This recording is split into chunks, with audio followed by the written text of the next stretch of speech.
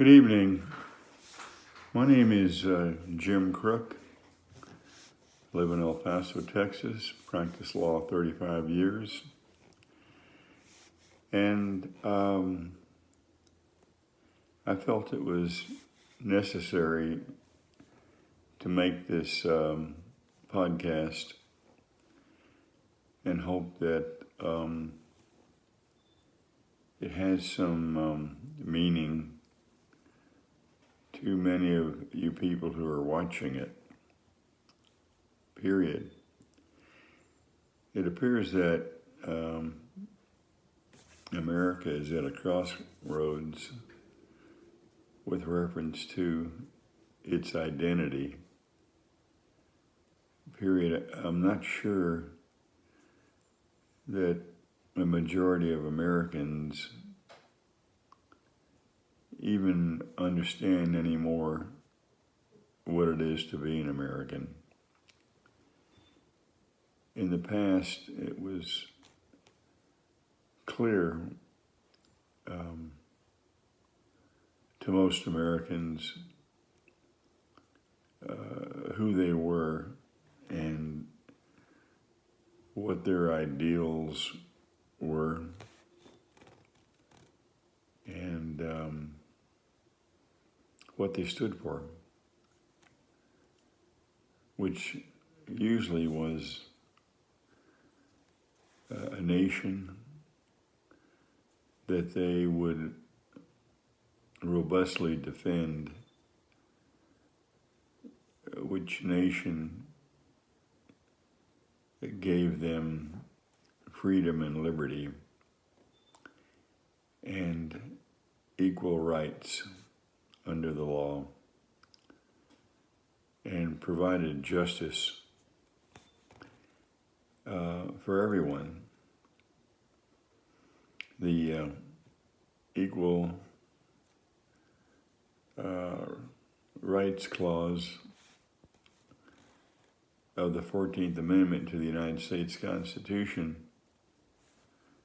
meant something, and most Americans believed that it was their reality and what they were living under, that everyone had equal rights under the law, especially with the Equal Protection Clause of the 14th Amendment, which included equal rights regardless of gender, religion, nationality, philosophy, race, or political beliefs, that the law applied equally to all, and was colorblind, or should have been, at least. Most Americans enjoyed living in America because they felt it was a nation in which human dignity ranked at the apex of our scale of values, along with respect for everyone,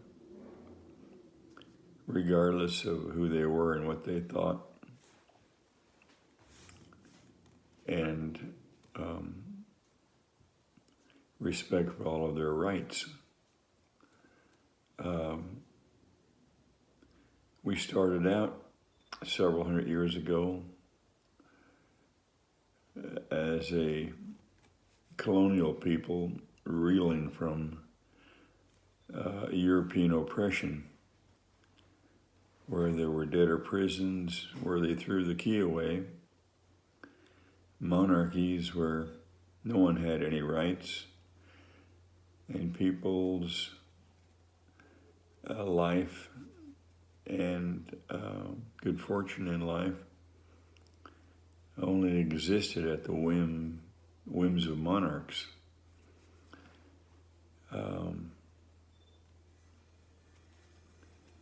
the caprice of monarchs. No liberties or freedoms were guaranteed, and there was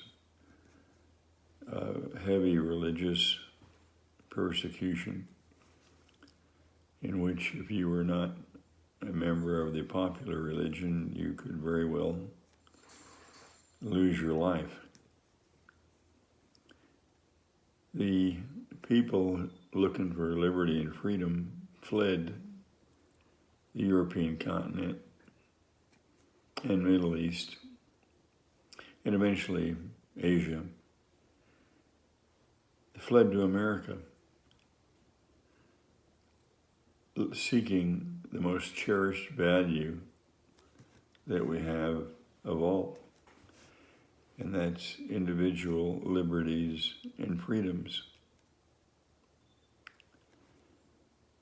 Even above liberty and freedoms, we cherish a higher value, and that is the respect for the dignity of another human being. All we have in this existence is life. If that is taken from us, we have no existence. And without dignity, there is no life for us, because our identity has been erased. Because dignity is who we are. It's very close to being a synonym with our soul.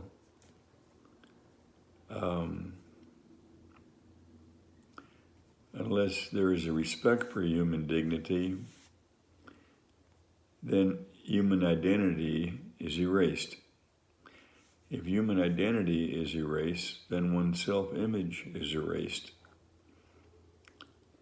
And in one's mind, their importance and self-esteem is reduced to nothing, which, by the way, is the psychology of suicide, when one feels so unimportant and so nothing because of the way society has reacted to them, that they come into agreement with that nothingness, and take themselves out. So you can see, without human dignity, one doesn't even have a psychological existence, i.e., an existence at all. And this has to be on the top of the scale of the highest human values of all, the apex of all human values, a respect for the dignity of another person. Each one of us is sacred because we exist, and existence is all we have. And if existence is all we have, then that has to be the most sacred commodity and value among all of our values.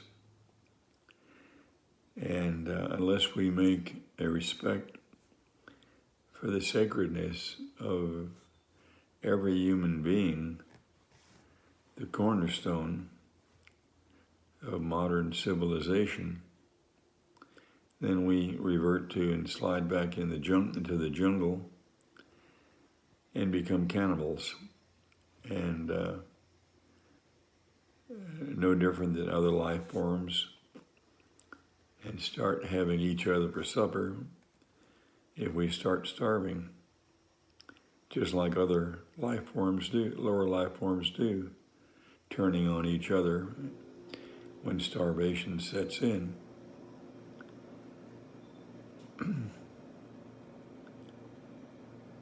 The only way everyone in the United States, all classes, all creeds, all religions, all beliefs, the genders, all races, all national origins, can be protected in their freedoms and their individual liberties, and have a guarantee of that protection under our Bill of Rights and the United States Constitution, is if we all acknowledge and accept the creed that a respect for the sacredness of human existence is the cornerstone of civilization. Otherwise, no one is protected. No one really has any liberties or freedoms. And those commodities are illusionary because they only exist at the whim and caprice of those in power, and tyranny that exists among us. I'm alluding to, at this time, the mindset and sentiment of the American population against the African American. We saw what would happen and what could happen if a society turned against any class regarding their race, religion, creed, national origin, and beliefs. When Nazi Germany cremated 6 million innocent men, women, and children who were citizens of Germany and Poland, who had not done anything wrong or committed any crimes. If this mindset exists in other countries and also in the United States, any race or any members of any religion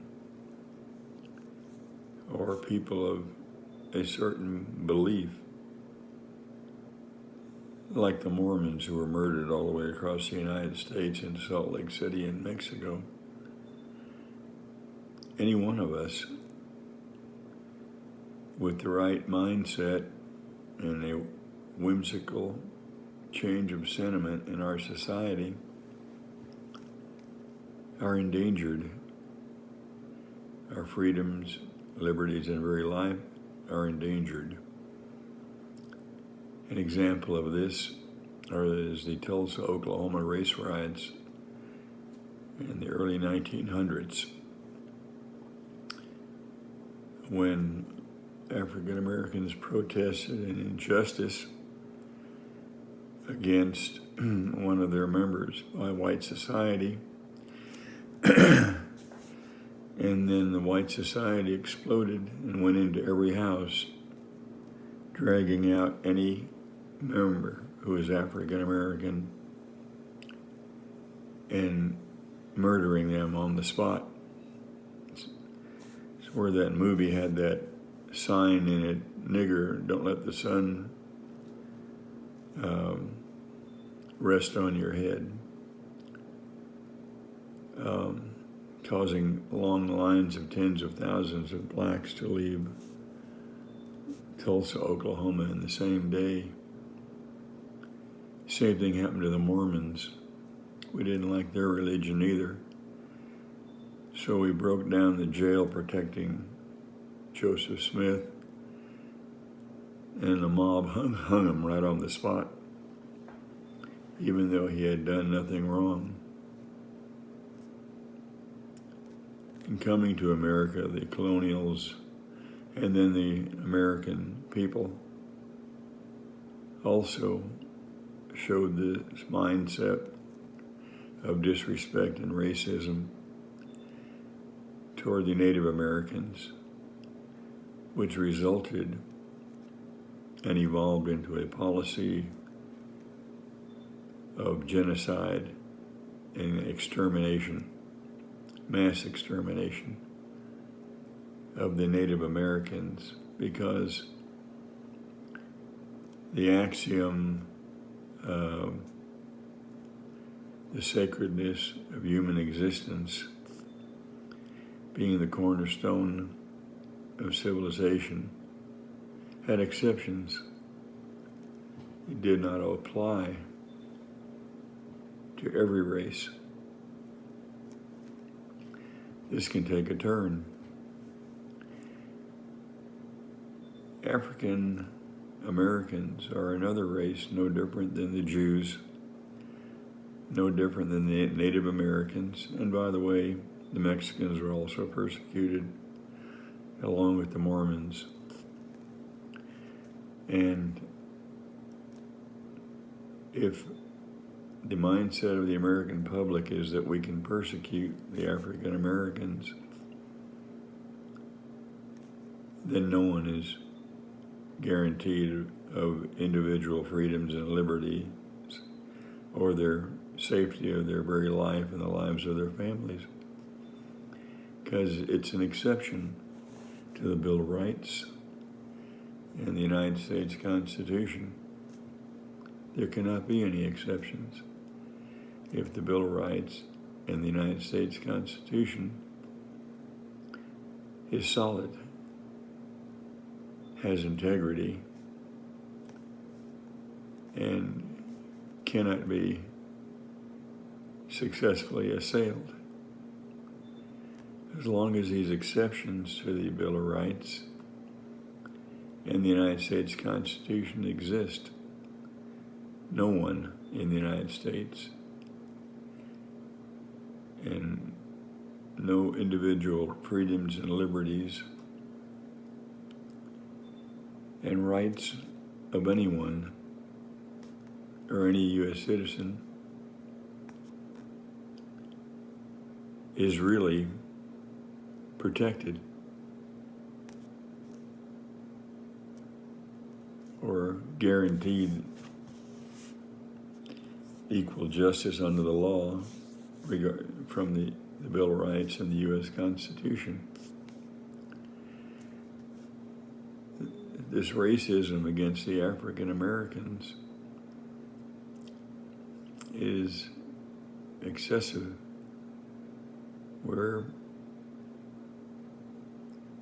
a overpopulated American police community has become brutal due to its numbers, and because of its numbers has brought America, or evolved America, to the brink of becoming a fascist nation, a police force nation. The evidence is clear and among us. The number of blacks since George Floyd was killed, who have also been murdered by brutal policemen in the same manner, with the policeman's knee on their neck, is over a half a dozen at this time, or maybe closer to a dozen, with these people being murdered, U.S. citizens being murdered right in broad daylight on television in front of the entire American public, with the police members unremorsefully smirking and defying anyone to do anything about it. This is police brutality which can impact the lives of every one of us if the police community keeps growing under the label of law and order in the great numbers that it's been growing. We have more police personnel now than we ever needed. And the penal codes have become glutted creating America into a police state where we have more people in prison than any other nation in the world, as at the same time we point fingers at Russia and Germany and the Axis powers for being so brutal to people. This has to all be reversed. The penal codes have to be reduced to 1/12. You can almost go to prison today for blinking or making a face at a police officer, as an example of how it is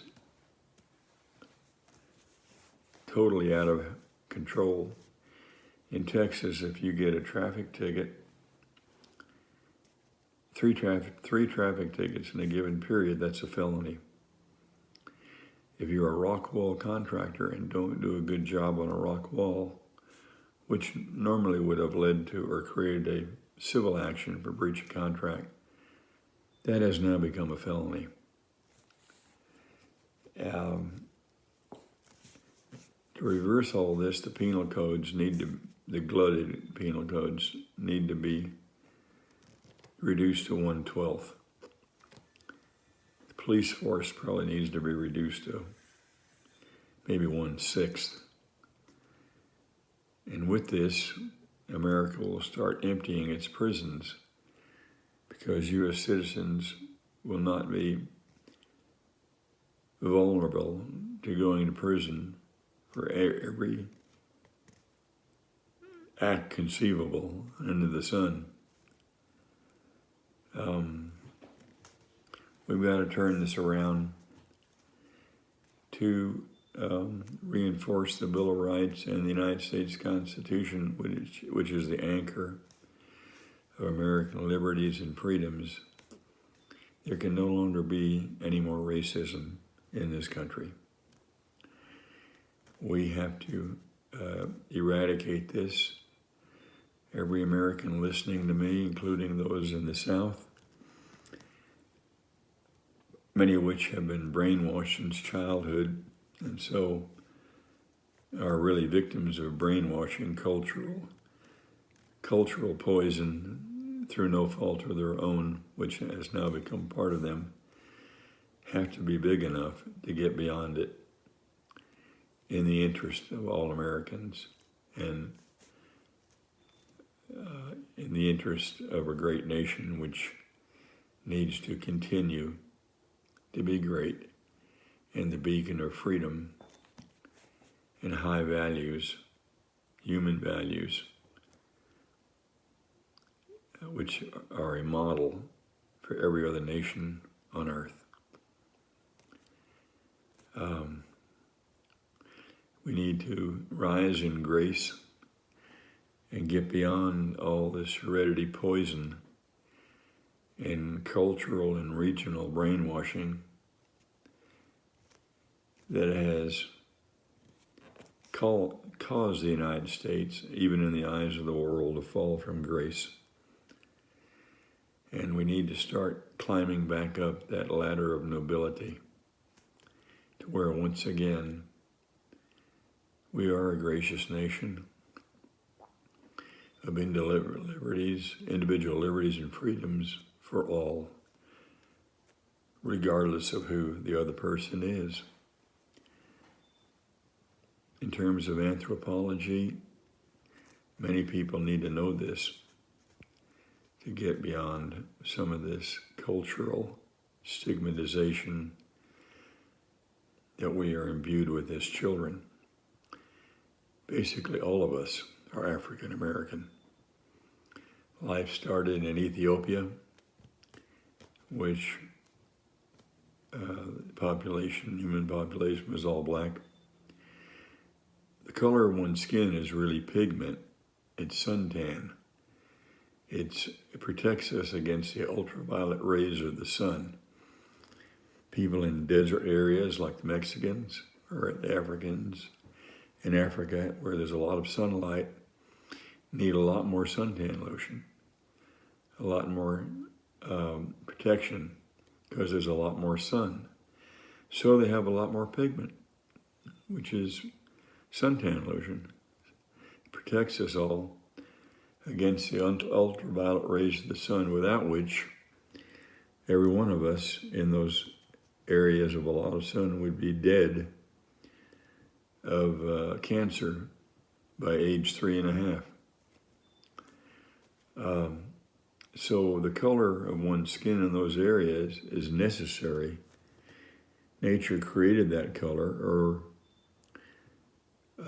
painted the body with that pigment as protection against the ultraviolet rays of the sun. As man evolved out of Africa into Asia and Europe, you can see and where there's less and less sun, you can see the color starting to fade out. Where in North Africa, there's less color. Where in Arabia, there's less color, more. Where in Italy and Greece, the color fades more. Until you get into France and Germany and England, where the color is faded dramatically, where the people are almost white and without color, until you finally get to Norway, Sweden, and Finland, where there's hardly any sun at all, and clouds 6 days out of the week.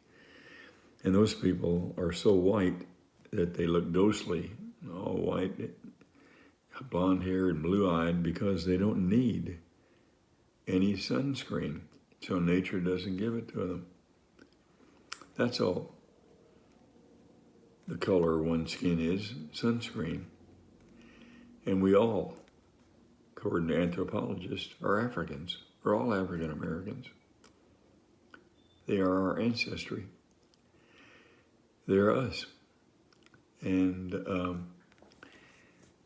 we need to end this millennium of racism to where just the color of your skin can get you hung from a tree or murdered or burnt at a stake. The African Americans were kidnapped and brought over here and made slaves, which is objectively immoral, as we're into heavy criminal activity in kidnapping millions of people and making them into slaves. Every American that participated in that was a criminal and heavy into criminal activity. Kidnapping is a felony.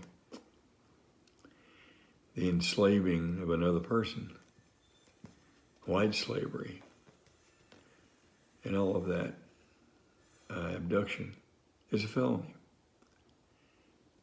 For 400 years, millions of Americans have been into criminal activity and have had to reconcile with that as they went to church every Sunday, prayed to a God, proclaiming their goodness as a person and their right to enter heaven when they die. It was an original sin they couldn't erase because the hypocrisy was indelible. They couldn't proclaim universal goodness as a person, as an individual, and decency as a person when they enslaved another human being, tortured them, whipped them to death, gave them no rights, accused them of being uppity if their eye level met the eye level of a white person, and hung them at will. When Jackie Robinson played for the New York Yankees and was a superstar, the whites in America couldn't handle it. And after his first successful game across the nation, the whites hung 37 Negroes I don't call this a respect for the sacredness of human existence. I call this brutality.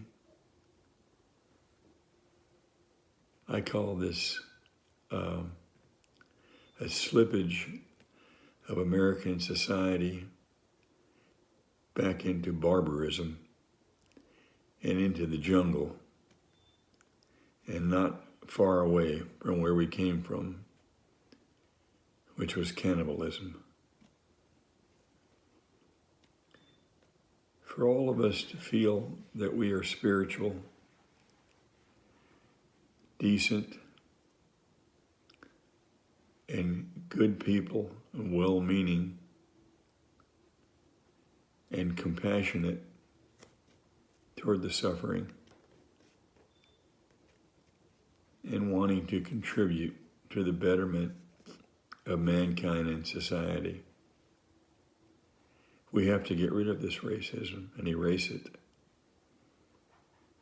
Otherwise, when we look in the mirror, we're looking at raw hypocrisy and really don't believe all those things I've just said, and really can't lay claim to human decency and compassion and goodness and respect for everyone that we're taught in church. And we really inherently can't believe that there is that kind of goodness within us if we're still persecuting other human beings and another race who happens to have more pigment than us. The United States is now challenged. We've slipped from grace in the eyes of the world and are regarded now as barbaric, a nation of brutal police power, in which one race has no rights whatsoever in the United States, under the United States Constitution and the Bill of Rights. The rest of the world no longer admires us, and they no longer believe in us. We don't deserve that, because there's tens of millions of Americans who are good, who are compassionate, who are decent, and do have a respect for the dignity of every person. I believe that we need to rally at this time to correct the evilness within this country and the evilness within us, so we can cleanse ourselves of the stigma of this horrible racism that's existing and reclaim a self-image anchored in decent human decency and goodness, compassion, and equal justice and equal rights for all. These are the virtues and qualities that made the United States the greatest nation in the history of the world, with the greatest freedoms and liberties ever experienced. I think it is within the power of all of us to climb back up on top of that high pedestal and reclaim those wonderful values that made us a great people, a good people, and the greatest nation on earth. Let's return to that nation that we used to be. Let's return to the good people we used to be. And let's all rally now to end this racism against the African Americans. And let's proclaim the integrity and solidarity of the Bill of Rights, which states that all men are created equal, and that every United States citizen has equal protection under the law. Let's rally now to the rights of these downtrodden brothers of ours, the African Americans. And let's end this 400-year era of persecution forever. If we do, the entire globe again will look to the United States as its only symbol of hope and its greatest model of individual freedoms and liberties for all, regardless. I know we have it within us. It's time. Let's do it. Let's end this racism forever. Thank you for listening to me. Good night, ladies and gentlemen.